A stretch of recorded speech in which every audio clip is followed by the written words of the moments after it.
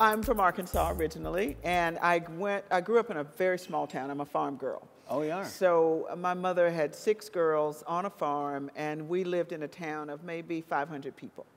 And so my elementary school was Moro, M-O-R-O, elementary school. And my mother still lives there, by the way, on our farm. I just came back from a wonderful Mother's Day weekend with my family. And so growing up on a farm was great because you learn all kinds of skills. So because there were no boys, by the time I was 12, I could shoot the head off of a snake 6 feet away. Whoa, really? That's a great corporate skill, Tom. I want to be a lawyer. And for all the lawyers in the room, I met some and changed my mind. Just wasn't for me. But and then I went on to get my master's in psychology and really found my space because I loved leadership development. I loved the mind and watching people embrace that. And that was the beginning of a career.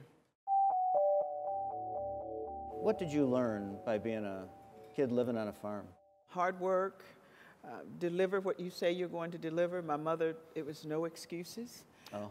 Everything I learned early on in my life was really about taking risk, trying something, not being afraid, understanding that your word is your bond, because in this community, it was a very small community, so you get in trouble, everybody knows it, they all had permission to knock you out.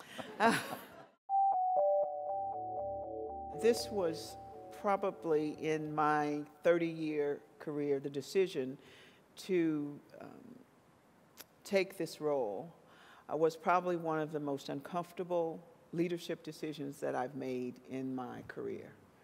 And it was, it created absolute disruption in my life, in the life of the people who were in my company and around me personally.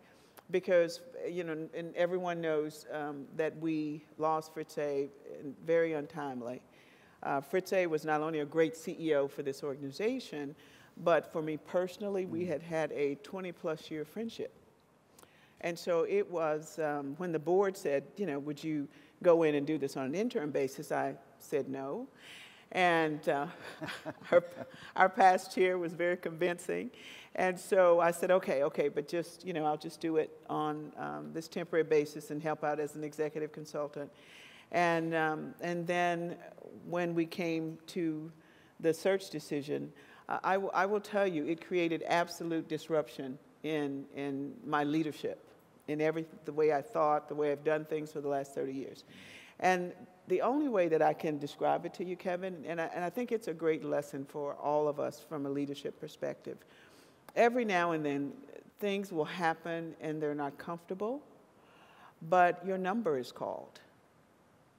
And in this case, I truly felt my number had been called. It was the right thing at the right time for a great group of people in the organization, for an absolute fantastic board, and for an industry.